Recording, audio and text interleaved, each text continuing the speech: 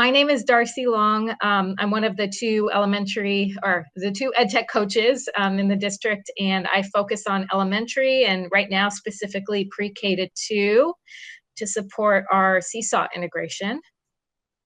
Laurie, I'm Laurie Wong Roberts, and I am also an ed tech coach, and I am working with everyone basically. I'm supposed to be a secondary ed tech coach, but I'm kind of working with everyone right now, especially around Google Classroom. All right, so first, I think I just want to take you through Clever, which is our district's portal. That is the portal for apps for teachers and for students as well. So think of that as, consider that your digital backpack. That's what we're calling it for students. Everything that you need to link you to, whether it's IT support or for turning in your time cards, that's where you're going to find all your digital tools. So I'm going to go ahead and present my screen and show you how I access that.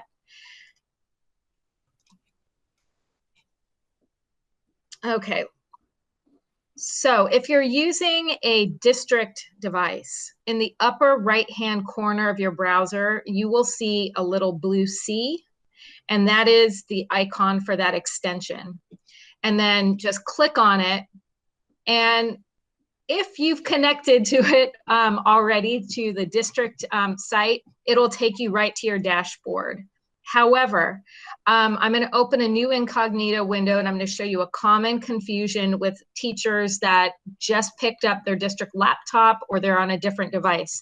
So if you just put in, say I pressed that app and I just went to Clever, it's going to say search for your school. Notice it doesn't have West Contra Costa Unified on there.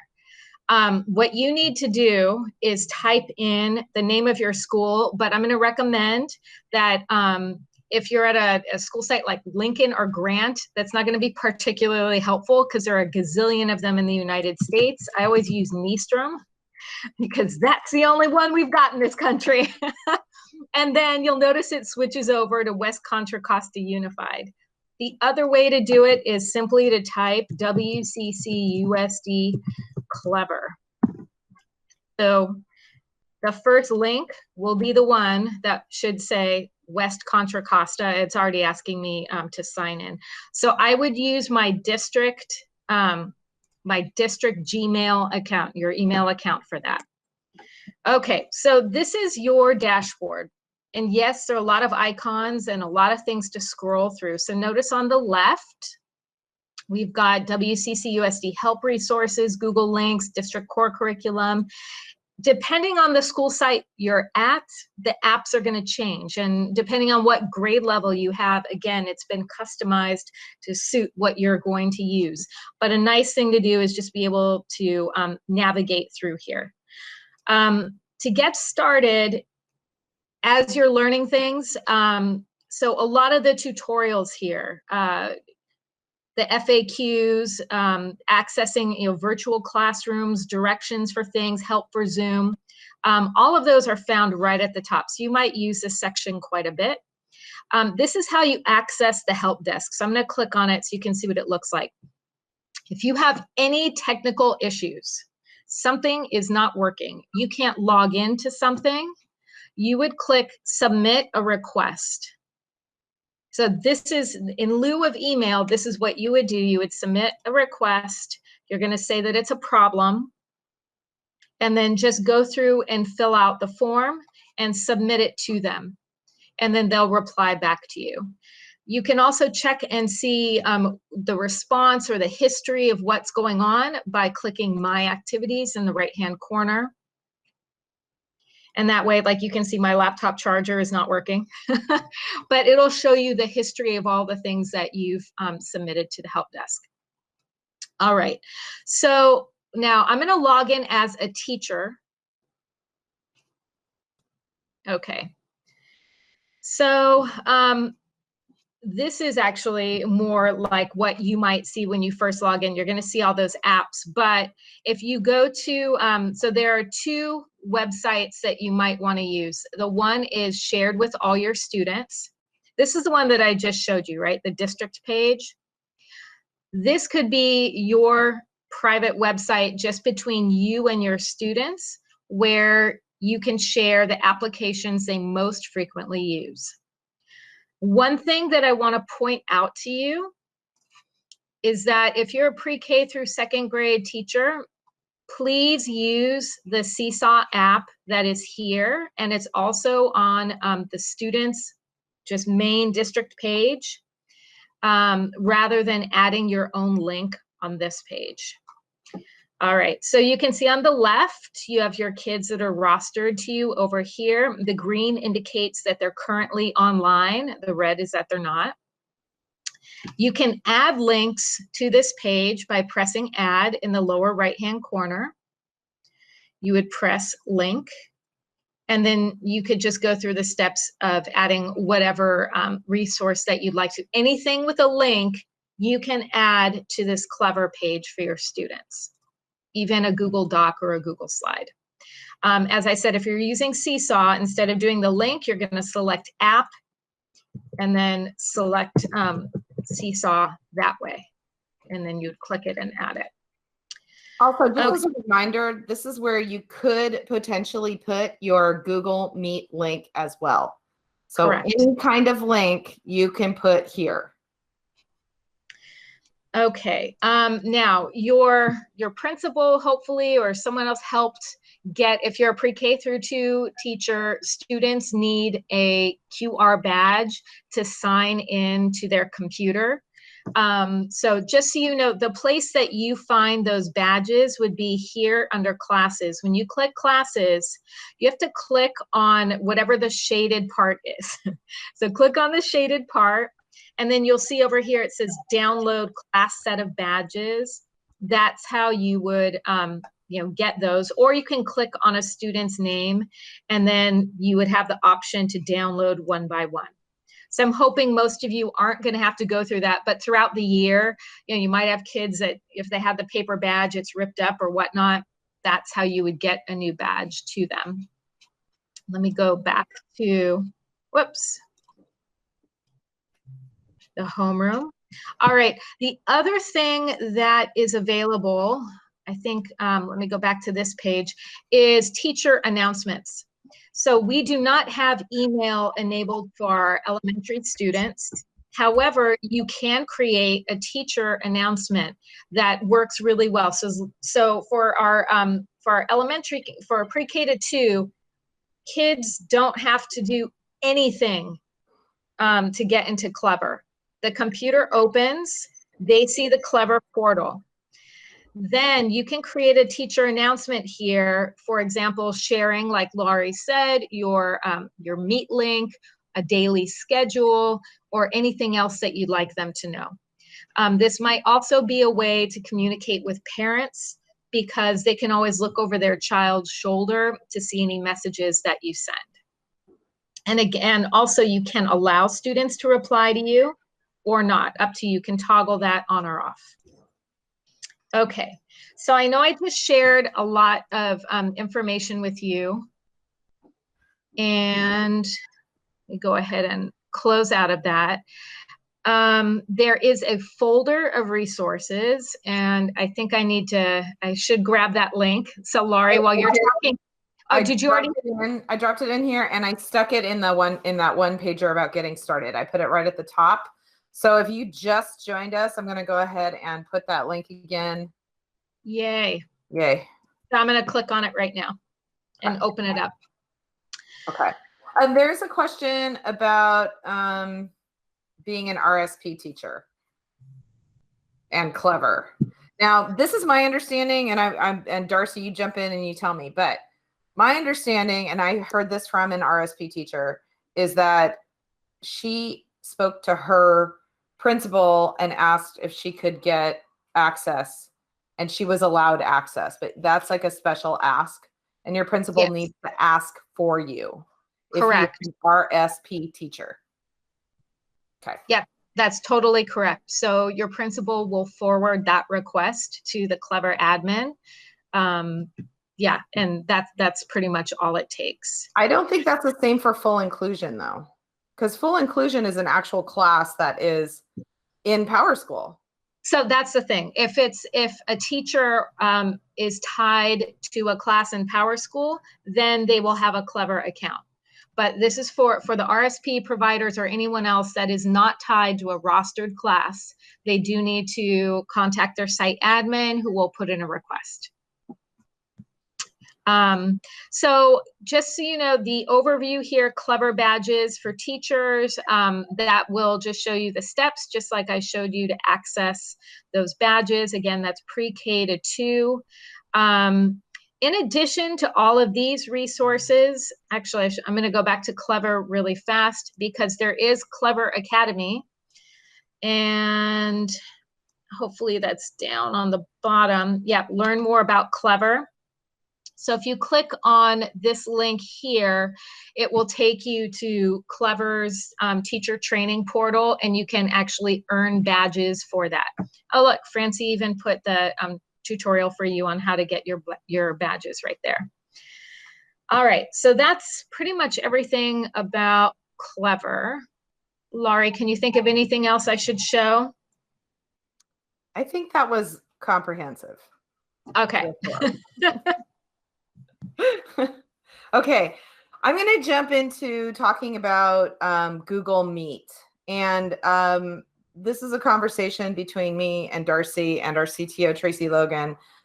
We do also have Zoom. However, I really suggest that you start off using Meet. Unless you're super comfortable with Zoom and you would rather use Zoom, I'm going to say go ahead and use Zoom. But what I'm going to talk about right now is Google Meet. And there are some differences, Google Meet being the more simpler, not as many bells and whistles as Zoom, but it's also easier to use. And that's something to consider in your situation. Okay. So many of you are long-term substitutes. And if you are, I really think starting off with Meet is great. And then when you're ready to move on to Zoom, we have a lot of really great resources already up on our Google Classroom. So that's the first thing on our getting started, is to join the Google Classroom.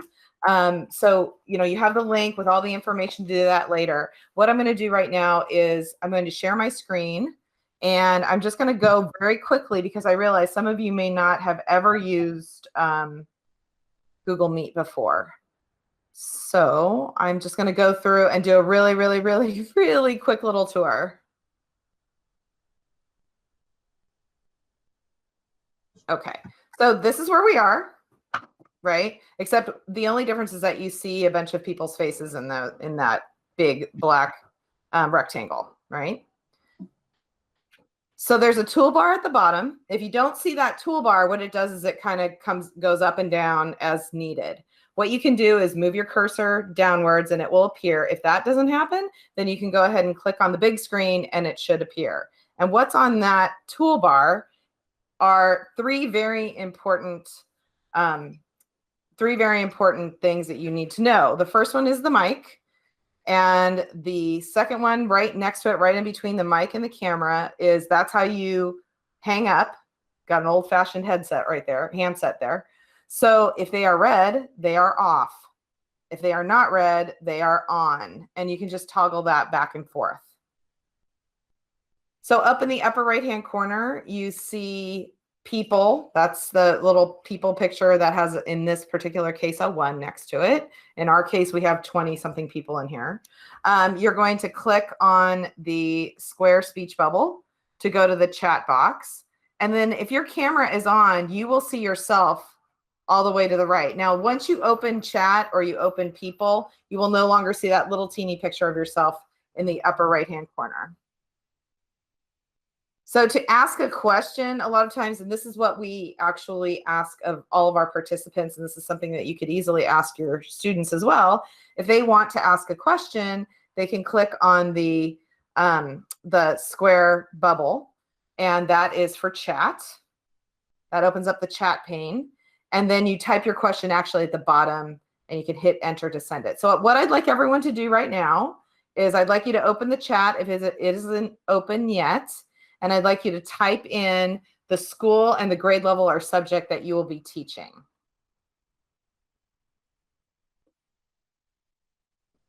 Great.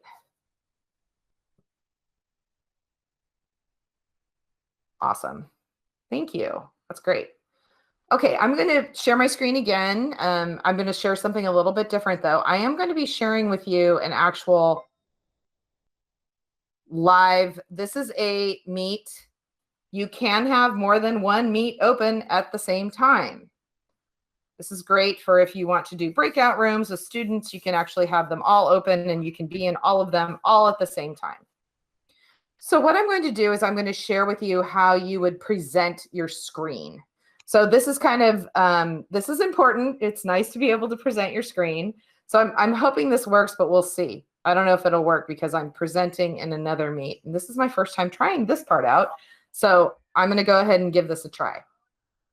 So I'm going to click on present now, which is also on that same toolbar that moves back and forth. You have three choices. You have your entire screen, you have a window, and you have a Chrome tab.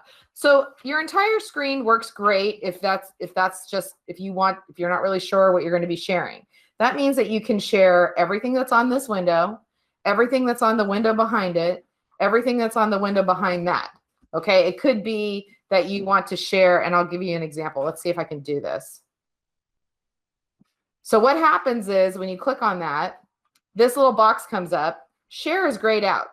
I'm going to go ahead and click on the picture here and click on share. Now, hopefully, I'm hoping that it doesn't cause any craziness. Okay. Darcy, are you able to see that? Let's see. Move around. Yes. Okay, great. I'm just wondering. It's kind of okay. So right now I am sharing this window, and that means, and I don't know if this is going to work right because there are too many things going on here, but that means that I could switch around and I could show you, for instance, a completely different application if I needed to. I don't know. No, that's not coming up. You probably wouldn't, yeah, because I'm sharing, Okay, so the other ways to present are, I'm going to go ahead and stop this one here. You're still seeing my window. Present now a window. And that means that I would be presenting just this window here. Now, this is the hard part. When this part comes up, it opens up it gives you a little screenshot of all the windows that you have open right now. So it's not doing that. And it's not showing that. Okay. Oh, I was afraid of that. Okay. So just so you know, there are videos on our Google Classroom that talk about how you share your screen step by step. It gives you, examples of what it looks like. The last way to present is a Chrome tab. And that's actually the way that I'm presenting right now, where you're just going to be presenting that one Chrome tab. What I like about that one is I can be sharing a Chrome tab, and then I can jump back to the tab that has my meet and check in on everyone, and I can still be presenting that one Chrome tab. So sharing a Chrome tab is probably my favorite way of doing this, of sharing. I've been doing that for a while now, and it gives you the choice to switch around tabs. It's just one extra step, but I think it works really well, especially if you want to be checking out on other people. All right, I'm going to stop for a minute because that was a lot. And I want to see, are there any questions about video conferencing at all? Now's your time. We kind of threw a lot at you. So the whole idea with this one pager that we created. I hit the wrong thing. Oh, question. Yes. Yeah, I'm still confused about the sharing. Okay, I will talk about that. So I'm going to once again share my screen.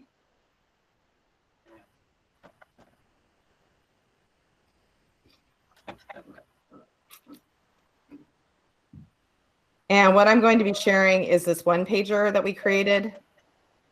So I did put these things in order, like starting with what do you start with, then what's your next step, then what's your next step after that. Regina, can you go ahead and mute yourself? I'm getting unmute. I'm unmuted. You want No, to if mute? you could go ahead and mute yourself because you'll still be able to hear me. I'm going to be answering your question. Okay. So, all right. So I put these in order. These are the way that we think that you should go, so it makes sense. But here's the deal: you should be setting up your platform. So Seesaw for pre-K to 2, Google Classroom for everyone else. And then after that, you want to set up a Google Meet for your synchronous time. Now, there's a couple of different ways to do this. One is through Google Calendar, and that's what we're asking you to do through Seesaw. If you have Seesaw, you want to create a Google Meet link in Google Calendar. In Google Classroom, and I will go over this with those who are using Google Classroom. I will go over this whole thing, but it's perfectly integrated with Google Classroom so that you click on this one thing and there's that link for them for the rest of the time that you're with them. Okay. You don't have to recreate, make another link or anything. Now in Seesaw, it's a little bit different, and Darcy, maybe if you could jump in, but the bottom line, and I'm going to say this I hope that you understand, as long as you get the link. So once you create a Google Calendar, through Google Calendar, you create a meet. Once you get that link, you can use that link anytime you want. You can put it into email. You can put it into Seesaw.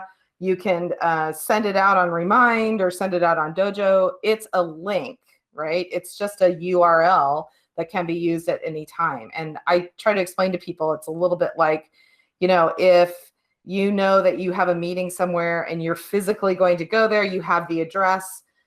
The link or the URL is like that physical address, right? Okay. So I'm going to go over very quickly how you create a Google Meet link within Calendar. So hang on just a second. I'm going to go to my calendar. All right. Here's my calendar. I'm going to go ahead and I'm going to have class at this time, right? 12 o'clock, I'm going to have class. I'm going to call this example. So all I did was click on the time that I want it to happen.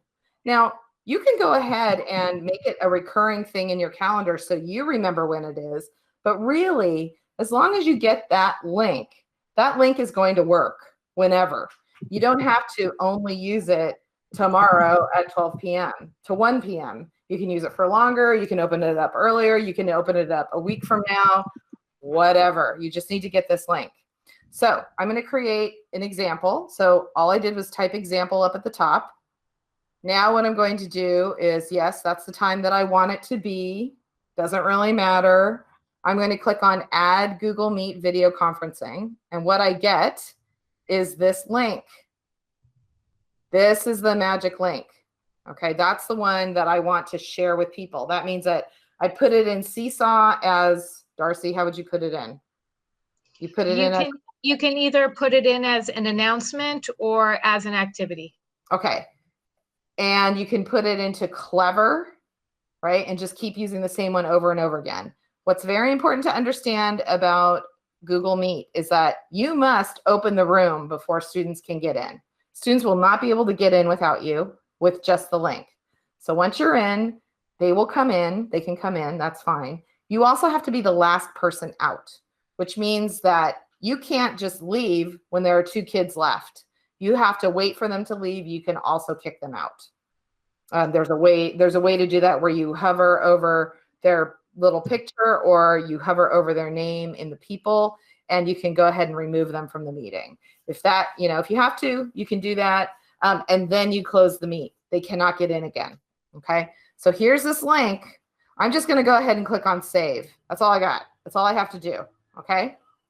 So where's that link that I need to share? I'm going to click back on my example. Here it is. And when I hover my cursor over this, I get the copy icon. I'm going to click on copy, and now I have copied that link, and I can go ahead and paste it in. So I'd be able to go in and paste it into anywhere, actually. All right. Okay, questions really quickly. I'm just going to, was that helpful, Regina? You can just thumbs up, thumbs down.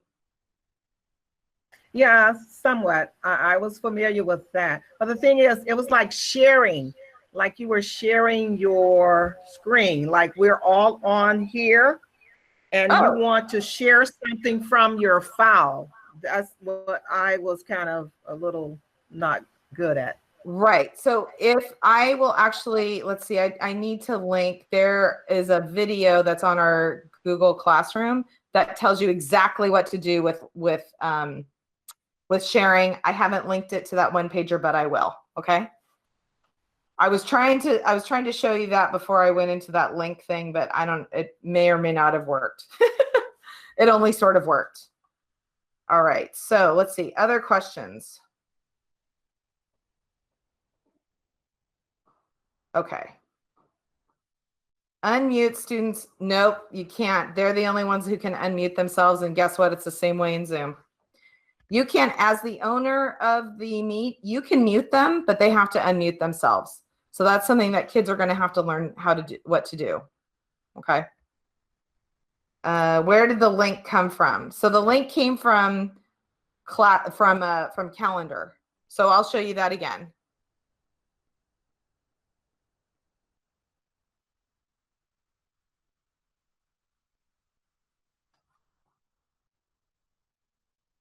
Okay, what I did was this is Calendar, Google Calendar. I went ahead and created an example.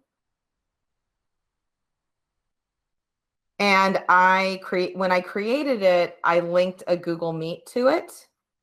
So now I'm just looking at it. I'm not editing this or creating it at the moment. I'm just looking at the actual appointment, and I get this nice little button. And when I click on it, it copies the conference link to the clipboard. Basically what it copies is this right here. That's a URL, and that can be put into Seesaw, can be put into Clever. It's already automatically linked in Google Classroom. You don't even have to use Calendar if you're using Google Classroom, and I'll talk about that in our Google Classroom group. Okay, so I think I went over time a little bit. Sorry, Darce. Let me see here. So what I'm going to do right now, Darcy, I'm assuming you're going to stay here. Is that correct? Let's just take a look at the agenda. I'm going to try to chunk things up so I can get back to you. I'll cover a topic and then I'll come back to answer questions. Please do feel free to unmute yourself though if you have a burning question, because when I'm in the presentation mode, I can't simultaneously see the screen. I'll hear when you type things into chat, but I would say if it's something urgent, just go ahead and unmute yourself. So first we're going to go over Seesaw Access, and that means understanding your dashboard. And I'm going to make some recommendations for your class settings. And just really quickly, I am going to go back to chat. If you could type in, if you do not have a Seesaw account right now, just type in "I don't" in the chat so I know how many of you might need support. Okay, I don't see anybody typing anything in the chat. Okay, so I'm going to go back to the presentation. Okay, Christina doesn't? Okay. Christina, can you tell me if you have a class assigned to you in PowerSchool or if you are a support provider? Let's just say I did have a class, but they kept doing new hires. So I am a long-term sub. I was assigned to Mira Vista, but they don't have anybody. Now I'm at Terra Hills, and I'm only there for a class for 3 days. But I've been jumping in and out of classes forever. Okay, but you are going to have a class assigned to you? Well, I did have a 2-3 class assigned to me 2 days ago, and then they had a new hire. So. Oh, okay. So you're in flux. Exactly. Okay. And I just needed to know that because some folks aren't able to access Seesaw through Clever. So you're in that, I think you're probably in the category where, yeah, you are going to be in flux. So some of this you might not experience the same thing as other teachers do. Actually, I need to go back to the slide deck. One thing I do want to go over before Seesaw, however, is just the technology support that you've got. So Lori and I are in the ed tech department. We cover the instructional integration of applications, but we do not cover the fixing of things. So when stuff doesn't work, your accounts don't work, we might help you troubleshoot, but we're not the ones that actually fix it. We'd be referring you to IT. At your site, you will have a tech teacher leader. Every single site in the district has one. And that might be the person that you go to first for help. They might refer you to us, or you can email us simultaneously. But definitely ask your site principal who the tech teacher leader is. Okay, so for those of you that don't know what Seesaw is, it's a learning management system that is kind of like both a portfolio and a journal for students, with the added benefit of you being able to deliver your video content from your synchronous lessons, or you can create mini videos for instruction that goes with activities. It also combines a parent communication system too. So it enables you to connect with all of the families and the children that you serve. The way you and your students access Seesaw is through Clever. And this is a short little video that just shows a child logging into their Chromebook. Our kids in pre-K to 2 log in with a little QR code, and that is the only code that they need to access their digital backpack. You may or may not have gotten this email. The key to knowing whether or not your Seesaw account has been activated is going into Clever and actually seeing if it opens for you. Our district integrations administrator has created the Seesaw classes for you. She's added your students, and the sign-in mode is through Clever. We can't just add students ourselves because we're paying $5.50 per kid. So that's why as our rosters are shifting, if you have a new student come in, don't just manually add that student. We have to wait for PowerSchool to upload them into Clever, and then Clever will then upload it to Seesaw. And this is what that app looks like. It's like a little rainbow bow tie. And it's under District Core Curriculum. All right. I'm going to skip over that slide. So remember, you can go back to this for notes. There's some details right now that are just not essential. I want to really keep it to the essentials. This is the process that I was just telling you about, the sequence that students follow to access Seesaw. It's automatic, click and click. And when students get to their Seesaw portal, so I recommend that you tell them, number one, they check their inbox for their daily and school announcements. Your site principal has the ability to send announcements too. So just because you didn't send something doesn't mean they shouldn't check their inbox. So I recommend every day, number one, they check for the messages from you. Number two, if there's nothing pressing that they have to do, then they go and they check the activities. And they'll know that they have a new activity because they will see a little red bubble in the corner. One thing that you can do is share this actual slide with your students when you're sharing, when you're having your orientation with them. And this might be something at back to school night you share with families as well. So I'm going to go into Seesaw Live in just a second, but I am going to show you the dashboard so you have context for what you're looking at. On the left-hand side, you'll see account settings. Any of you here that are, I know one person said they're an RSP provider. When you are added as a co-teacher to someone else's classroom, you toggle between the different classrooms by clicking on your name. It'll say how many classes you have, and that's it. This green button is the most important button that you've got. That's how you send announcements to families and students. It's how you post work. The class settings, these are the settings that you probably will only have to change. You know, you're going to change some now. You might change some a little later in the school year, but typically you're not going to use the class settings for much. The journal is completed work. I think that's one of the biggest confusions. The journal just shows the most recent assignment that a student has turned in. You can toggle that view, and I'll show you what it looks like in a moment, between a list or a calendar view where you can click on a day and see all of the work that was submitted in little thumbnails. So just remember that the journal is just the most recent thing turned in. The activities are where your assignments are sorted, and you can see all of the submissions for a particular activity in one window. The inbox is where you control the messaging between what you send out to students and then communication with parents. Know that kids cannot message you through this inbox. You can send messages to them, but they cannot reply that way.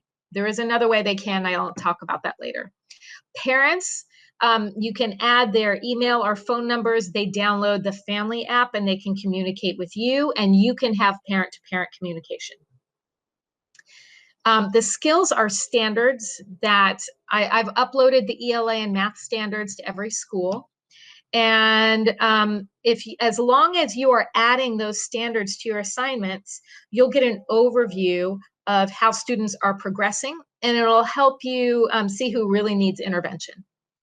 We are going to enable the blog. That's like enabling your own personal website, and that's perfect for posting, say, your Meet or Zoom links, or for posting your weekly agenda. And then the bottom right, most important, that's how you get help. Click the question mark, type in a keyword, and you'll get your support. This is the calendar view that I was telling you about. And this is a poor example because there wasn't a lot of work in here. But had I a full class of students all submitting work, I would click on a day and it would show me all of the things turned in on that day. So again, that's just an option for your dashboard. Okay, so I'm gonna go into the settings right now. So I'm gonna press escape, and I think I wanna put in the bit link again into the chat. And if anyone comes in late, I'll post that for them again. All right, so this is the Seesaw dashboard. Oh, I need to change to a teacher account. And let me click on my test account because I've got stuff in there. All right, so the first thing you're typically greeted with is student work. In this case, I'm greeted with the Meet link because I posted that for my students, and I'll show you how to do that in a bit. Right now, we're going to go over the recommended settings. And there are a few that I'm going to go over now. I want you to go back into the slide deck and check out, just make sure you did everything because I'm running through a lot. And I know some folks are great with splitting their screens and they're doing it while I'm talking about it. But for the rest of you, you can just kind of watch and listen and go back and check it out later. Manage co-teachers is where you will invite your RSP or aides or other service providers. You do not need to add your site admin. They have their whole other dashboard, and they can click and see what's going on in your class anytime they want. They cannot add activities, but they can see what you've assigned and what students have completed. So only invite people that need to send kids information. They will get directions on how to set up an account as soon as you send that invite. You don't need to worry about sign-in mode, managing students, home learning codes, none of that. But number one, turn off students can see each other's work. By default, it's on. Turn that off. Likes and comments, I like to turn that off. You'd be surprised, first and second graders are still very aware of the power of liking things. And then I just think, we're trying to promote kids' positive self-concept, and I don't want any kid feeling squashed or squelched because they didn't get something liked. The enable students to see each other's work, even though we're turning that off, there's a way for us to still have kids view each other's works. That's why I'm saying still turn off the likes and comments, because you have the option to publicly share a piece of work And if you don't have that turned off, they can do that. Make sure that the new items require approval. Enable your sample student. That enables you to see what students see and to demonstrate how to complete an activity. So you'll be able to assign work to the sample student and then complete it when you're with the kids. Enable family access. Again, by default, that is turned off. So go ahead and turn that on. Enable the class blog. That is like a website that you can use. Again, that would be the place where I would share select pieces of work, almost like in, a school hallway. You have your bulletin board. You could use it as a bulletin board for highlighting student work every week. Turn off that students can post to it. So only you should be the person that can post to that blog. When you enable that blog, you're going to be asked to name it. So you can choose whatever the back end. I can show it to you later. I don't want to go down that hole right now. Just enable it and turn off students posting. For managing folders, this is how you and your students can organize work so that they can filter the assignments that you've already sent to them. They can click and just in an instant see all of the math work you've assigned, all of the reading work you've assigned. If you have a co-teacher, I recommend you add a folder for them as well. So if someone has a speech therapist that's giving them particular, sending them videos and practice for them to do, the student would just click on that person's folder and only see that work. The way to create a folder is at the bottom. You press the blue button, create a folder, just type in the name. Hopefully I don't already have a folder called test folder. Select a color, I'll find out. Okay, this will be test folder number 2. Hopefully I don't have one of those. All right, and then you'll find it on the list, and I'll show you how to add those folders to your assignments later. All right, that's all you need to know about class settings. I'm going to go back to chat and see if there are any questions. And you can actually, we're a small group, so if you want to unmute yourself, that's fine. Okay, crickets. Yeah, Jana, do you have a question? I do. Can you hear me? Yes. Okay, so I'm wondering about if you're adding the co-teacher and then they'll be able to see the students' work. Do you manually will put the work in there for them, or is there a way to set it up where their work will automatically go there as well? Do you know what I mean? So you're saying, how does a student's activity get sent to that folder? Yeah. Yes. So that's part of the activities creation process. So I'm Okay. going to go through that next. Okay, Yeah. sorry. Thanks. Okay. So yeah, no, that's perfect. Please ask. Yeah, I get scared if it's too quiet. I'm like, oh. Okay. So thanks. All right. So let me go ahead and go on to that part. Perfect timing. Okay.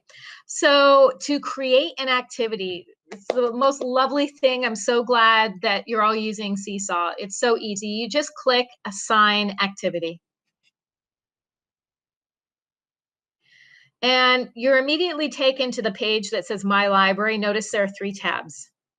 You have nothing in your library because you're new.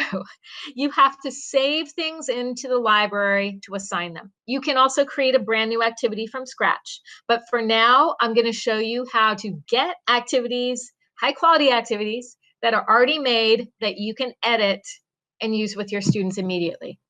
So you find those, number 1, in the community library. We also have a district library that is being built, but for purposes of getting started with kids, let's start with the community.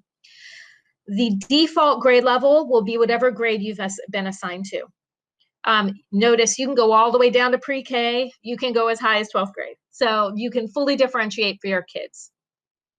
You can start with your grade level. If you find that the kids are really struggling with the activities, drop down to the grade below and do something similar. So what I'm recommending is you start with these 3, consider them playlists. So they've been pre-selected by Seesaw. So for example, getting started with Seesaw in 2nd grade. Each of these activities will help kids learn how to use, for example, the camera tool. the pen tools, the highlighting tools, the audio recording tools while they're doing their content work. So for example, here, show what you know in math.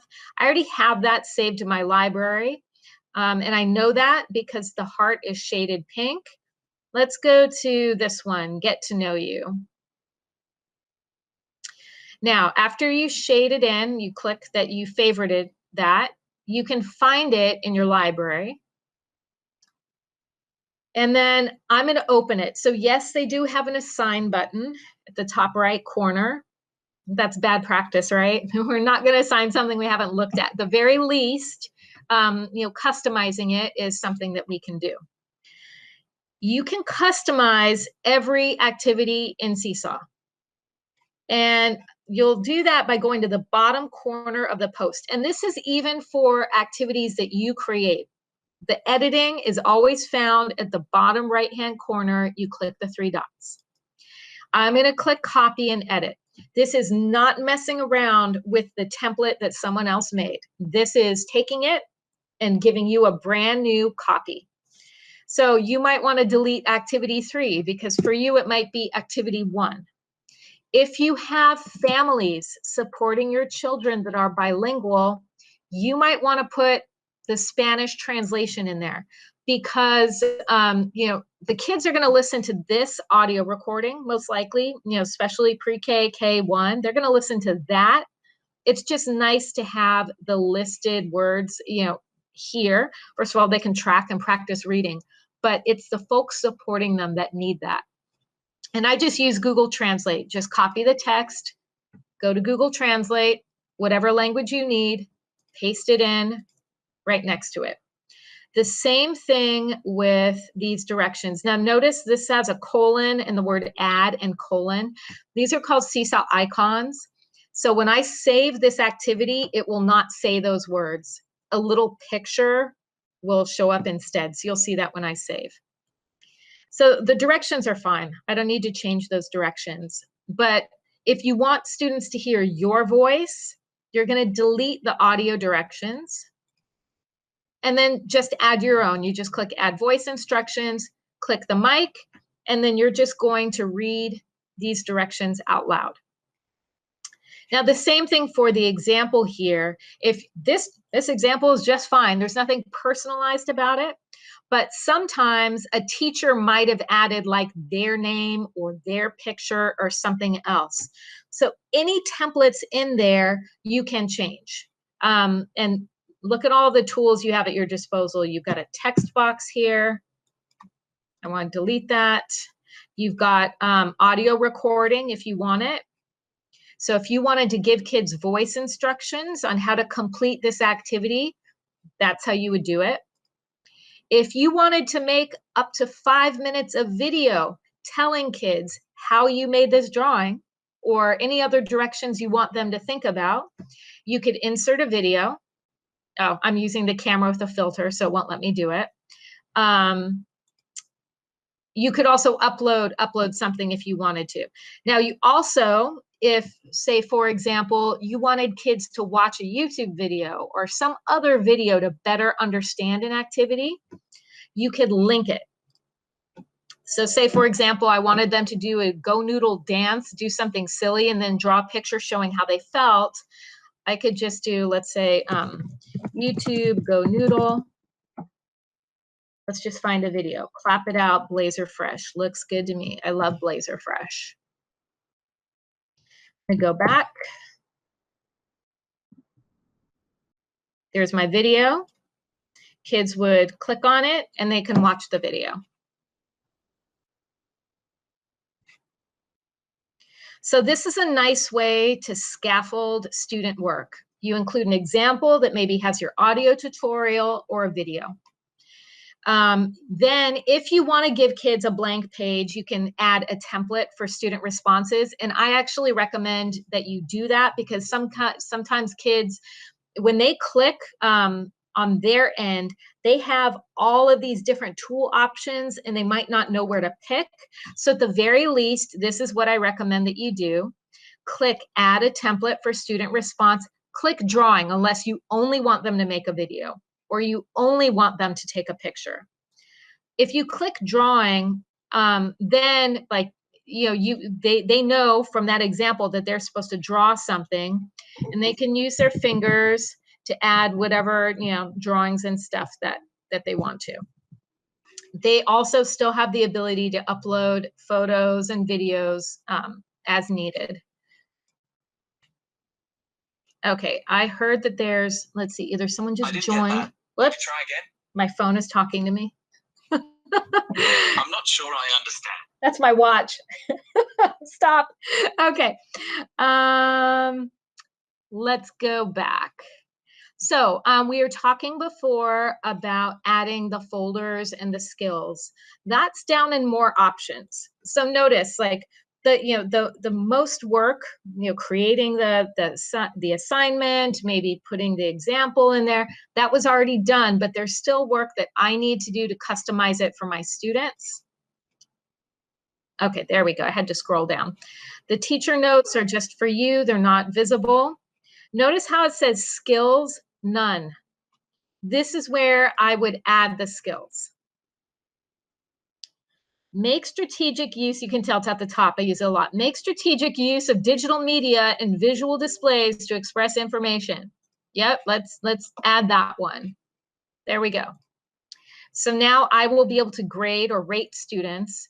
And by the way, students don't see that. That's your information that helps you know when you need to provide intervention for kids. I'm going to rate them on that skill. You can add as many as you want. Now this is ready for me to assign. So I'm going to press save. I'm going to go up to assign. And I'm going to come back to chat in a second. So you select the class that it's going to go to. Now, I can choose edit students, and this is where if you're a support provider, you're only going to select the student that you are helping, right? Or if you're going to provide different versions of it, you've got kids that need a more scaffolded activity, you select which students are going to get the activity. For this one, I'm just going to select all the students. Here, I'm going to select the folders. I want this one to go in the art folder. I think I have an SEL folder. I'll go ahead and put that in there. I'm going to press the green button. And if I wanted to change the standards, for some reason I remembered another one I wanted to add, I could go ahead and do that. Let's see if I can, there we go. So I'm assigning the activity. I'm going to go back to my test class, and there's the activity. Students do not see that. Remember, when students sign in, just like you, they only see the journal page first. They're not going to see that activity. So that's why I was saying when kids log in the morning, number one, they should check their inbox. Number two, they check their activities, because that's where they'll find it there. And I'm going to pause to go to chat. Let's see. Does anyone have any questions or anything you want me to show again? Doing good? All right. Woohoo! Okay. So I'm going to go back to Seesaw. Now, I did not show how to create your own activity. It's really very simple. It's very, very bare bones. There is a maybe less than 5-minute video that's included in the slide deck. So I don't want to spend too much time going over it. I can go over it later, but basically, you saw the outline for activities that we used from that template. I'm going to recommend that, you stick with those. But please, as you're getting comfortable with your learning, do try this out and do watch the video and maybe start creating your own. I think I do want to show you the school and district library, and then I'll show how you would contribute your own activities to it. So this is still going to be a small, wow, I have 52 activities in 2nd grade now. The school and district library just started being populated like the middle of last week. But look at teachers going. They're already sharing the activities that they've created for this first day of school. You can see there's a lot of, this is about me, my home learning space, Zoom rules for distance learning. So you might find something that you definitely want to use with your kids, and it's from your colleagues around the district. This one I recommend for everybody to assign to their kids: how to take a good photo for Seesaw. And then this one here, getting familiar with Seesaw. I'll kind of show you how it goes. This one I put in the library. It shows students tool by tool how to use it. There's a little video. So this one is just a video on how to use the pens. And then on the next slide, kids actually have to do something with the pens. And then it goes through, how to use the text tool. And then again, there's an activity. So what I recommend is adding this to your library, and then you're going to copy and edit it. And if your pre-kinder kids are not going to be typing with text, you take out those slides.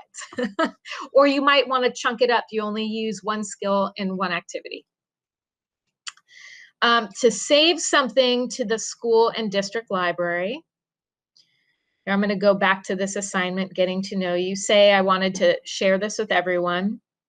Again, you go down to the 3 dots and you click share activity.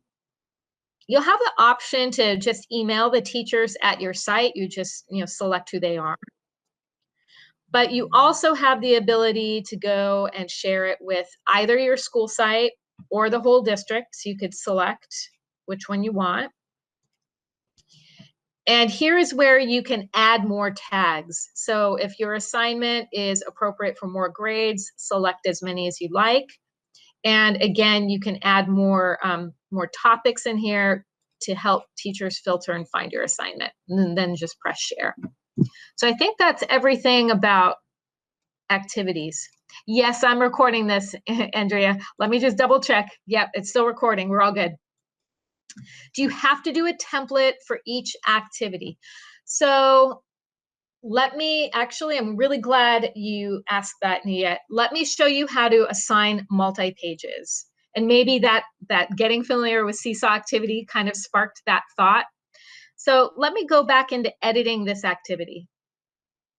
One thing I want to tell you is that over the summer, there was a Seesaw upgrade. And here, I'm going to open up this template. The upgrade is that students now and you have the ability to add video to this drawing page. Super powerful tool. However, that means that all of the activities made prior to this summer didn't make use of that tool. So you might find a template that starts out really great, but you might want to add multi-pages like you saw in that Getting Started with Seesaw activity. You might want to have one activity set with everything they need for one day, and you do that by adding a page. And actually, I'm going to go into a better example of what this would look like. Let's delete that activity. So, view all. I made one learning about matter. Okay. So this is an entire activity sequence, and this would probably take kids all day long. And you could do this for math. You could do this for reading.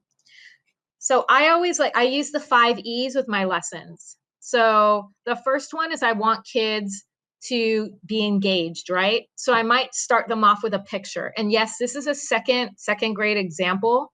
You could start off with, a picture, and then you're just going to have an audio recording of what you want kids to do here. And then I linked it to, so there's 8 pages. So I'm going to link it. I'm going to go to page 2. My directions were that on that blank page, they use the mic to record themselves telling 3 sentences about the picture.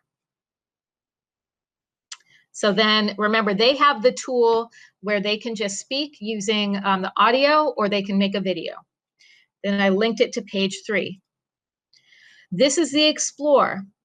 So here I gave them 3 different websites. They can choose 2. Then they watch because they need information, right? They need to get some facts. Then I'm going to link it to something that they have to do. So they would have to tell the facts or whatever that they learned. So here is elaboration. I included a less than 5-minute video giving them a mini lesson on the states of matter And then I just found this picture on the internet. I just copied and pasted it into here with a little activity, which is kind of like a formative assessment for me to see if they got the gist of what solids, liquids, and gases are. And then here, this would be their final task, which is they're supposed to make a collage sorting items that they take pictures of from around their house.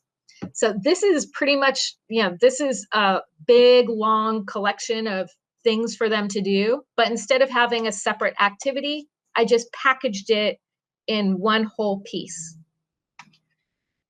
All right, let me go to chat and see if that opened up a whole can of worms. No. Okay, we're doing all right. That I hope I didn't overload you with that. I might have. Don't worry, you'll get there. Okay, so I think I'm going to go back. Okay, did something go in the chat? No. Every time I hear a bling, I want to go look at it. Let me check my slide deck really quick, and it's a good reminder for all of you that the notes, basically the script from this is recorded in the slide deck. So everything that I'm going over with you, for the most part, is somewhere in here. Okay, I showed you how to tag skills. Let's see, creating your own activities. All right, so sharing videos. I do want to go over that. So posting your synchronous videos. I'm hoping everyone's going to use Google Meet. So right now I'm recording this. This video will live in my Google Drive. So let me show you where that is. My drive is ridiculous with how many folders I have. The first time you record something in Google Meet, it will create a folder called Meet Recordings. And then all of your videos live here. So all you need to do, I mean, there's no other saving involved. It's so nice. All you have to do is make sure you grab that link. First of all, share it so that your kids can see it. If you want parents to see it, make sure you change this so that anyone with the link can view it. That's not making it publicly searchable, but that means if a parent is looking over their child's shoulder, or you're posting it in the announcements, that they could click on it and watch it. So that's up to you. But make sure it's WCCUSD. Whoops. Let me get the link. Copy that link. And the reason why I'm doing this is because the video size, actually, this would fit. It's saying this video is only 216 megabytes.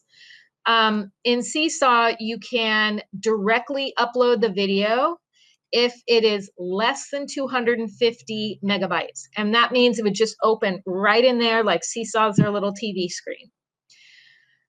So if you want parents, to get the recording, like say a child is absent, and you want the parents to know, hey, I've posted today's lesson, you would click Send Announcement, and you're going to add your attachment here, and you can select if it's just going to students or it's going to everyone or just family members.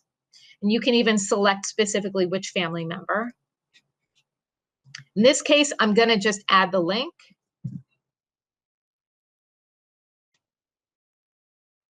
And it does put it on a drawing canvas for you so that, yeah, it does put it on a drawing canvas for you. And notice, so it's saying unlock to move. So if I wanted to, I could resize this. Yeah, and by the way, I didn't make this a public video, so that's why it's indicating they have to sign in. They shouldn't have to sign in. When they log into Clever, it unlocks all of their Google tools. But if I wanted to, I could still put in some sort of directions here, like click to watch.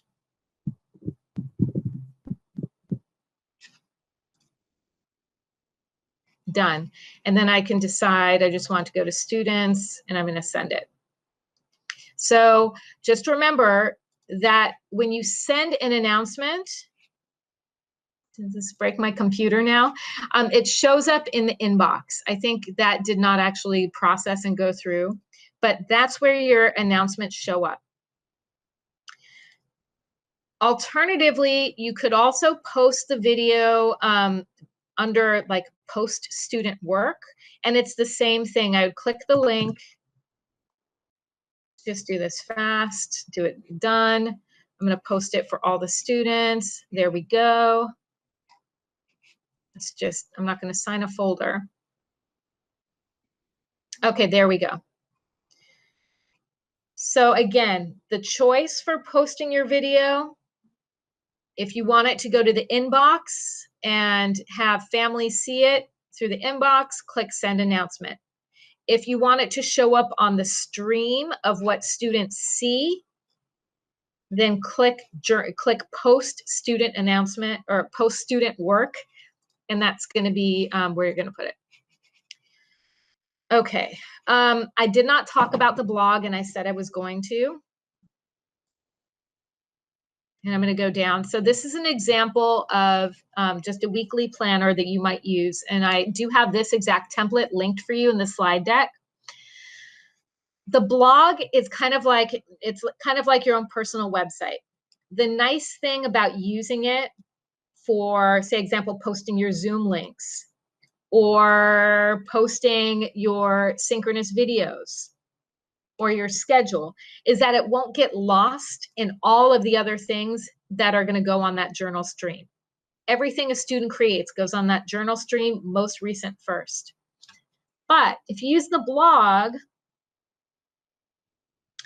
you can just keep everything static in this one place. So I did just say that you can post your synchronous videos. You know, you have those two options. Yes, this is a third option. You could post them on the blog, and that way, you know, it's just collected there. I would say take them down after a week. Just keep this really nice and clean. The way you post something to the blog is first you send it, you would add, you would post the student work. So it's here, it's posted. Now I'm going to click the little globe, publish it to blog. And then when I click on the blog, then kids would have that video. And they would just click and hopefully it would open. Yay. Okay, so it works. All right, any questions about the blog or sending things to messages to students? Darcy, I have a question on the blog. Mhm. So I am trying to enable it and it keeps on disabling. I'm not sure what I'm doing wrong. So it kind of disables itself. I would say reload your browser. I've never heard of that before. Okay. I will, that's very odd. Oh, it says it wants a certain URL. Oh, yeah, you have to, that's because you have to create one. So I'm going to Oh, go I on my see. blog. Okay. And you'll see my URL. So at the end, you can customize this. So you might put your room number or you might put your name. You have to type that in and then you'll be able to do it. Yay, I'm glad we figured that out. That's a question. Yeah, that's a question other folks might have too. Yep. Thank you. Thank you. You're welcome. Hello. Yes. I use Zoom for the live videos, but I don't know how long it is, but it was my entire class from 10 to 11:20. So I'm sure it's pretty big. Yes. I can upload it into Seesaw. So the difference with Zoom is that those recordings are downloaded into your, they're downloaded on your computer folder. So I'll show you my Zoom folder. Let's see. It should be, I know mine anyway, it's in my documents. So when I go down to documents, I have a Zoom folder. Then what you have to do, hey, the video's not there. Let's try this one. Oh, I think it's just taking a while to load. I think if I waited, it would show up. Okay. But then you have to take those videos and you have to put them in your Google Drive. So if you're using Zoom, it's an extra step. So what I did, in my Google Drive was I just created, in my videos folder, I just created a Zoom folder, and then I pull them into Zoom. And then from there, it's the same step. You're going to grab the link and put it in. Okay, thank you. Yeah. Yeah, very good question. Thanks for asking about that. Yeah, Lori and I decided not to talk about Zoom so much because we highly recommend that folks just starting out stick with Google Meet. And we also found it's easier for the little ones and their families to navigate because Zoom has got so many buttons. But if you are comfortable with Zoom, you use whatever you want to use. Yeah, go with that. Okay, so now I want to get into how you're going to connect with families. And let me get back to the journal page because that's our default screen. You're going to start by clicking on plus families.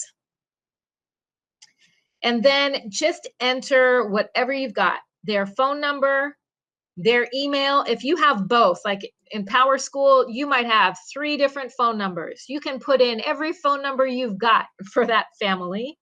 You might have 2 different email addresses, you know, depending on the family situation. So just enter whatever information you've got, send an invite. From there, a family is going to get, oh, and by the way, the button for that's down at the bottom. You would just click invite families. They will get directions to download the Seesaw Family app. And then they're going to connect, and you can see like Darcy student's family is connected. So you'll see who's connected and who's not. Now you need to send the first message to families. They can't just initiate a conversation with you. So you would do that by clicking send announcement. And then I would just send it to family members. And in my test practice account, I only have 2 family members in there, but this would go to them. And then I would just, click there and send. Now, if you're doing, parent to parent communication, you would see the family members' names. I have so many different hats I wear. Darcy Long, the parent, Jean Long, the parent. You could click on that parent's name. And then in that way, you could just have personal messaging with them. Like after you send the first announcement, then they can message you back with like, what will my child be working on? And you can have dialogue. So please, I had several parents that are personal friends of mine with first-time kindergartners in the school district freaking out because there was miscommunication between the teacher and them about how they get the family app. The family app is not through Clever. It's not on the student's computer. It's something that they can sign up for on their computer and access on their phone, but that's it. The district has not provided the family app anywhere. So the best way to keep it nice and simple for parents, invite them first so they get those directions and the links to how to download that app. That will mitigate a lot of that initial confusion. Because I think some teachers just told parents, oh, just get the family app and then I'll give you directions. You invite them first. Okay, let's see. Are there any questions about, oh, I should mention translation. Let me go to the slide deck really quick. And I think it's at the top. Here we go. So it's slide 10 if you have the slide deck. This, my tutorial resource was blasted, I think, to parents maybe like 3 times yesterday. It's in the digital backpack for kids. This has all of the tutorials that kids need to figure out, like, how they use their Chromebook. There's also a Seesaw tutorial, and I'm going to click on that so you can see what's in it. Oh, come on already. There we go. So I made a video for families. Well, it's also for kids, by the way, that shows them how to use all of the tools in Seesaw. It's called the Seesaw Student Introduction. Okay, so that will walk them through, like they log in Clever, they look at their inbox, they look at the activities, then how to open an activity, and then all the tools that they've got in the activity. So if you want to see from the student perspective what it looks like, you can always look at that. But what I meant to show you was the translation tools for families. So if you've used Class Dojo, in that messaging platform and in other messaging platforms, you sometimes have the choice to send out your messages in a particular language. Seesaw is different. You just speak in English or Spanish, whatever your communication is with families. And then on their end, if their device is set to another language, they get a button that says see translation. When they press that button, it'll automatically translate. And then, the same thing on the way back. So if someone else is speaking Mandarin and you don't speak Mandarin, on your end, you'll see a button that says see translation. So all we do is we just speak in whatever language, type in whatever language, and then there's a button that we select. And it says it has over 55 languages we can translate to. In terms of SMS text messaging, so know that the default communication with families in Seesaw is through email. If they want to receive text messages, then they have to change that. And if they ask you how, refer them to this parent guide. And I think that's everything I want to cover with parents. Here, I'll go ahead and put in the bit link to the slide deck again. So you've got it. So that particular slide is in the family guide, and you can find the family guide in this slide deck.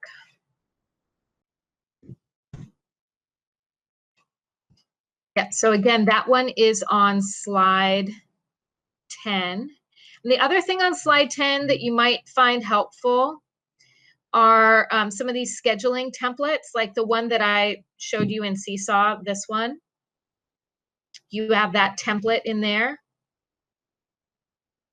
And as with any Google Doc, if you want to create it, your own record of it or own file, just press make a copy and entire presentation or select slides. Okay, any questions? Darcy, I have one.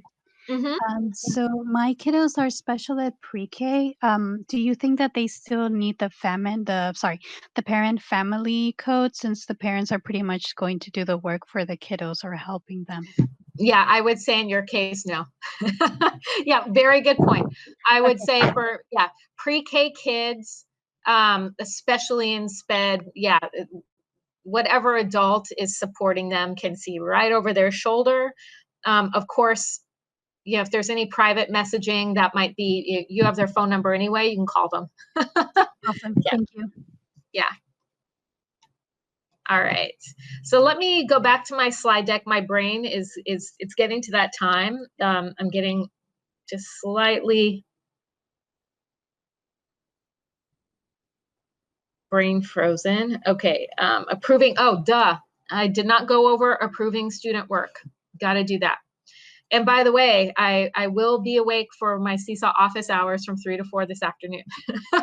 So I will definitely stop us a little bit early to take a break. So that would be the one-off questions, things that come up that I have not gone over. Okay, let me close that. Go back to Seesaw. All right, so when students send in work to you, you can see it in the journal, but that's pretty inefficient because you're just seeing things, randomly. You would click on activities, and you've got 3 different, organizational systems here. Archived means you're done with that activity. Whether or not kids completed it, you just want it out from the stream.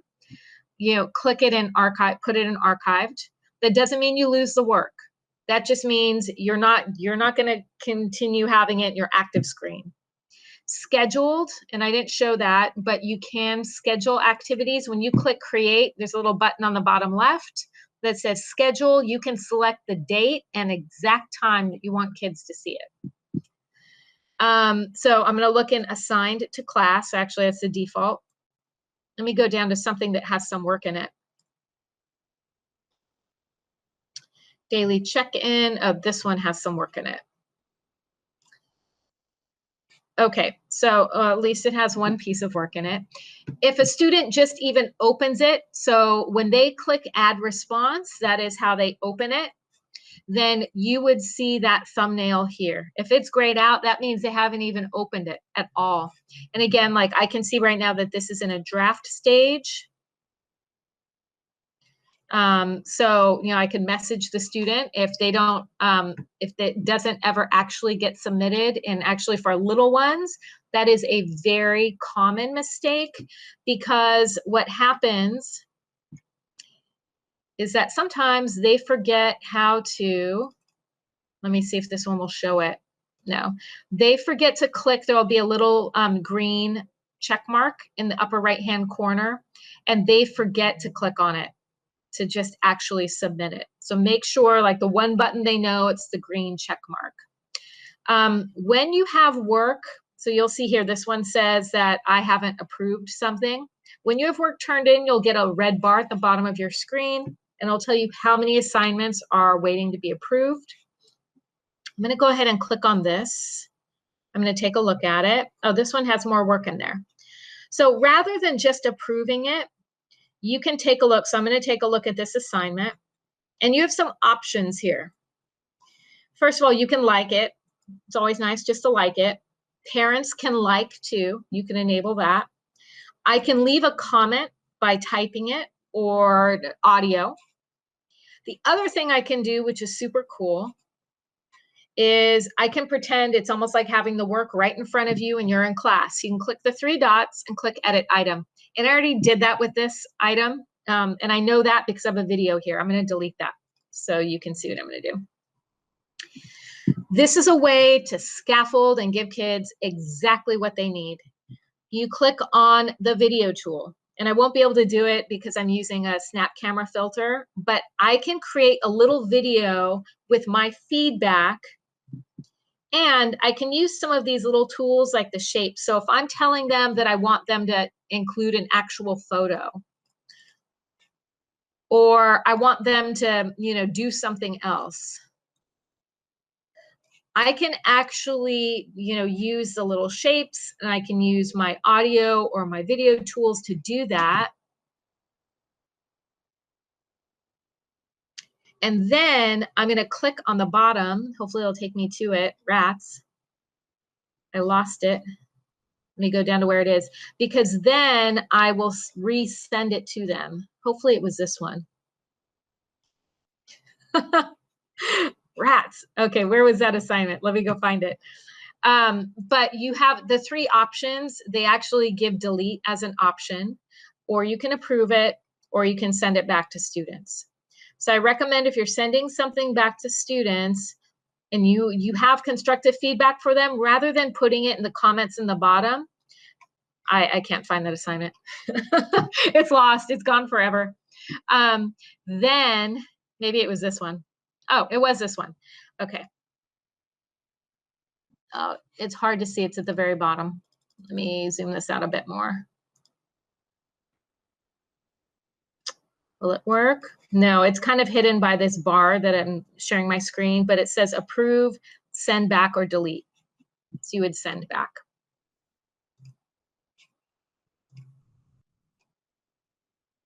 Okay, let's see if there's anything else in the slide deck. Student messaging. I didn't talk about that other than telling you that they can't message you. They don't have the capacity like you have to send an announcement. When they click add, it's just they get the tools, the 6 tools, the video, link, camera, drawing, text. So this looks different for them. If you want to just send a message to kids, or they want to you want them to send messages back, you would tell them to click on their ad, and then they can choose if they want to leave you a video or a drawing or something else. That's how they should send you messages. Since it's not public for the rest of the class, it's just personal, and you would see it on your journal stream. And I think you also will get, so in your inbox, you also have notifications. And the notifications will tell you, you know, what the students have done. So I believe if they just post something, you should get a notification about that as well. Okay, any questions? I've really covered almost everything, all the basics anyway. Okay, I'm looking at this, and I'm looking at my students. Especially as students, they're going to be totally overwhelmed with all of this. Yes, because if I am looking at the screen here, I need to know when we go on Seesaw, what will we see? Is it all of these, what you call files that's on the top? Or what are we seeing? You want to see the students' end? Yes, please. Okay, so let me grab a code. So I don't think you can do this for with your class account. Oh. So I mean, you could try it and see if it works. Just, I don't want anyone confused about using class codes, because we're not using class codes with kids. So I don't know if that option, if that button is available for you. Okay, so I'm going to log in as Darcy, the student. Okay, so this is what kids see. Actually, it should be on the journal tab is what it typically opens to. So on the side, you know, your kids aren't going to have 21 messages for them. Number one, remember, the first thing they check is the inbox, and they check into to see if there are any messages from you. You might have the link to your Google Meet or your Zoom in there. Or you might have a direction like, here, please watch this mystery science lesson, go to your activities page to see it. Then, you know, their second step would be click on activities. They have these 3 folders. To do, that means currently, you know, whatever the most recent activity is, they see that first. Then in progress, those are their drafts. Done is that automatically, work automatically goes to that folder after you've approved it and you haven't sent it back to them. So if you send it back, it's going to be in progress. So you know, these first couple weeks of school, they're not going to have a gazillion different activities in here. It's actually going to be very straightforward to them. They'll have the first message from you, maybe saying hello, and giving them some direction. Then you might just assign one activity, and that's it. And then, yeah, they'll complete it. And so they just have to press add response. And for this activity, this was the template I gave them. Whatever template they give them is what they're going to see. Now, you might have no template on your activity. It just depends. Let's delete. So for them, when they click the green button, this was what I was talking about. This is how they would message you. So if they have a question about something, they can just make a video and ask their question, and you will see it on your journal page. Let's see, they can draw you pictures. I mean, pretty much this is their art toolkit. They can create their own work for themselves anytime they want. So if they get bored, they can just use Seesaw for fun, creating their own work. So they can access the class blog as long as you enable it. And again, that's where you might post your Google Hangouts meet and post your schedule so it doesn't get lost for them.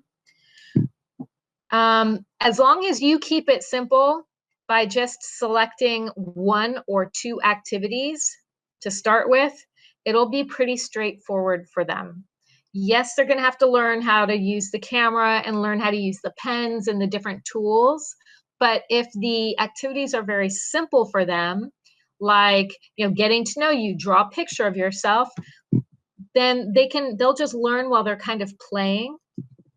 The other thing that is important to me personally for our little ones is that they're not spending all the time on the screen making stuff.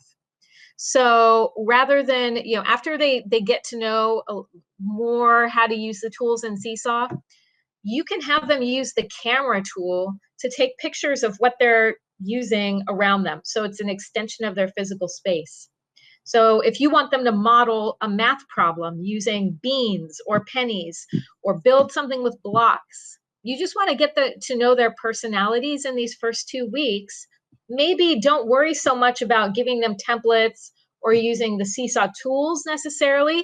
Just have them use the camera or the video to show what they're doing. They drew a picture on a piece of paper. It's really that easy. Are there any other questions about that? Yeah, I think the scheduling tool is what's really going to come in handy for you, because I know you want to come up with the activities. You don't want to be waiting on that. So I didn't really show where that was. I do want to show that. Let me go back to the journal page. Click on Add. Click Assign Activity. Click on the activity. When you see, when you click on the Assign button, notice in the bottom left it says Schedule. So on the weekend, you could map out whatever activities you want them to do on a daily basis, and you can do it at a particular time. So the day and the time.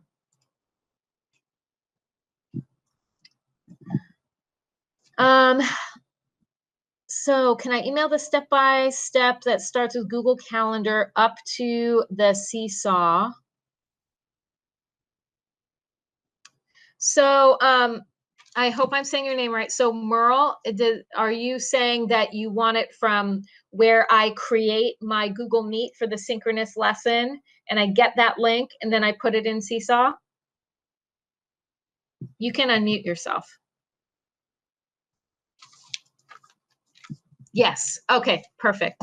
So I will make that video, and then the document that Lori shared, getting started with online teaching, I will make the video and I will put it down here. And I'm going to be Zooming for from 3 o'clock to 4 o'clock. So I'll make it, and tonight by 10 o'clock, it should be on there. Hopefully sooner than that. But I've covered pretty much everything. I think I'm just going to take one quick look at the slide deck. And yeah, that's pretty much it. So the one thing that I want to make sure that you've got is our Google Classroom link. And again, that's on it's on the thanks slide, slide 74. That's where I've posted all of the Seesaw training tools, the slide decks, yeah, anything that you need. Lori's video conferencing, any topic in EdTech that we've covered for remote teaching and learning is in that Google Classroom. So just make sure you jot down that join code. And that's it. I'm going to stop us. But if there are any last minute questions, I'm willing to answer. And if anyone needs, yeah. Darcy, would you just have a minute to help me get onto Clever? Sure. I haven't been able to access Clever, so okay. Maybe if everybody else has Seesaw questions, you can do that first. But sure. I'm also going to be doing Seesaw specific office hours from 3 to 4. So if you guys want to take a break, and maybe for you this is it, your brain is blown, I get it, but if something comes up and you want me to demo it, just pop in like in a half an hour or 45 minutes or whatever it is. And the link, so it should be, it's on this Google Calendar schedule that I hope you all have. I'm going to link it in the chat. So you can see today we've got EdTech Seesaw hours 3 to 4. So from that calendar, you'll be able to get to our PDs. The time cards and things, so that is in Clever. So if you need to go, thank you for joining me and taking the time. I know you've had a long day. Happy first day of school. Go breathe. Go breathe and relax. Things will get smoother and easier. Nice to see some of your faces. I'll see you soon. Bye. And then Debbie, if you want to stay, that's great. And Christina, so I can show you what that is. Great, thank you. Thanks. I can Okay. stay. Yeah. So Debbie, do you have so is your district email working fine? I'm assuming it is because you got the link to get there. Yes. And are you using a district laptop? No. Okay, so I'm going to open an incognito window to do this. Actually, maybe I should sign out of Clever. Let me see. I'll try incognito window first. Just type WCCUSD Clever in a Google tab. And the first link, it should say West Contra Costa Unified. Oh, what did you want me to type in? I'm sorry. WCCUSD space. Can you see my screen still? Or no, because you're typing. Right. Oh yeah, this is Clever. Okay, I'm there. So it does say WCCUSD on it, right? I typed in WCCUSD Clever, and then the first link that you got should be should be the right one, and you'll know because it'll say West Contra Costa, and then you sign in with Google. Gotcha. Let's see if that works. Right, and then I go to that Google account and I get a, we are not able to authenticate using Google email. And then it says my email. And it's your district email, not a personal email. Right, and it's my district one. Okay, so I'm thinking, are you in Power School? Yes.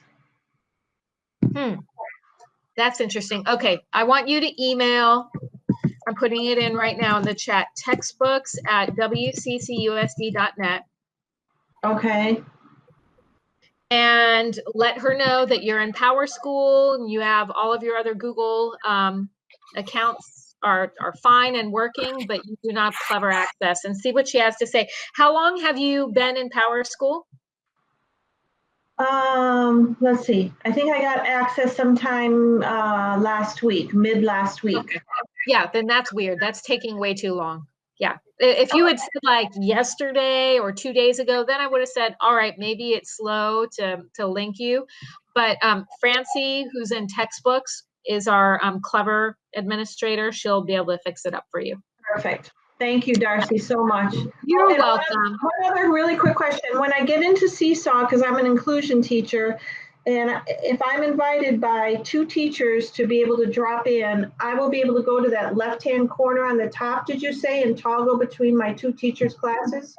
Yes, so I'll show that. So let me go back to my class. You'll see right under my name, it says teacher, and I have 4 classes. So I click on that, and then I'll just toggle between them. Gotcha. Perfect. Those were my 2 questions. Thank you so much. You're welcome, Debbie. Have a great rest of the day. Yeah, you too. All right, so Christine, is it Christine or Christina? Christina. Okay, so I'm going to go into Clever. Now I'm trying to think like you might have to get a separate link to an actual time card. But if you go down to school and district links, so employee self-service is where like some of that information is, like your payroll and human resources stuff should be in there. Okay. And then, by the way, if you ever have a sub or something like that, that is eSchool Solutions. But anything that has to do with your payroll should be an employee self-service. Thank you. Yep, you're welcome. Okay, Merle, Your camera is not working. Has an icon of the camera with a line across it. Okay, so at the bottom of your screen, is that only, Merle, is it only when you use Google Hangouts Meet? Oh, this is me. This is Regina. Why? Okay. I want to answer Merle's question about the camera not working. Oh, that was me. How did I get No, on? I don't know. I Oh don't my know. goodness.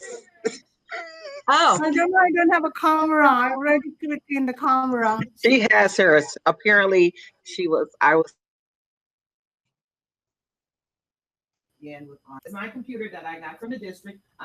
It's been like that for the last few days now.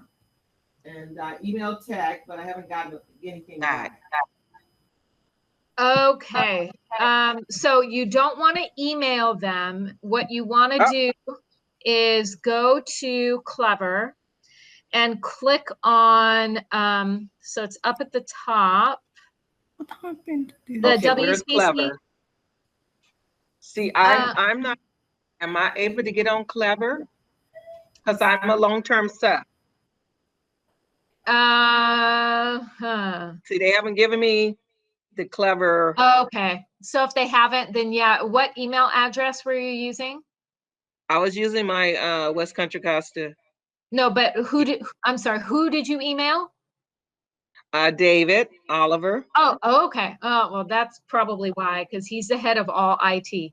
Or not the head of all IT, but like the operations and help desk. Sure. Let me try to get you in. Let me see. I don't know if they're answering. Right, because I call and they'll answer today. Yes. Yeah, it's really hard if you don't have Clever, and I know they're not checking. I know that they've just gotten overwhelmed, but yeah, you need to get a hold of the help desk. Right. Okay. You might even try using the parent line because that's direct. I mean, here, let me grab that from where's the Seesaw tutorial? Email parents at WCCUSD.net. Okay. And maybe the e-learning at WCCUSD.net, and just explain your long-term sub. You can't get in through Clever, but you need IT support ASAP. Okay, there you go. Thank you. You're welcome. Okay, bye-bye. Bye. Merle, did you have a quick question? Because I got to go to my next meeting and I need a little break. But I'm happy if you have a quick question. I can't hear you. You have to unmute yourself.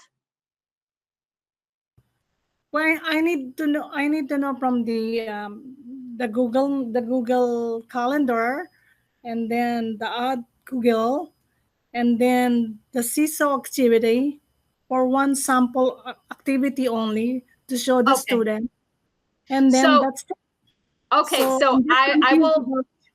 So I will be happy to add that video here later on.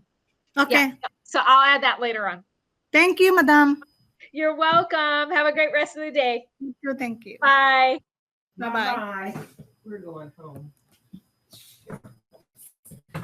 I have dealt with this. I have a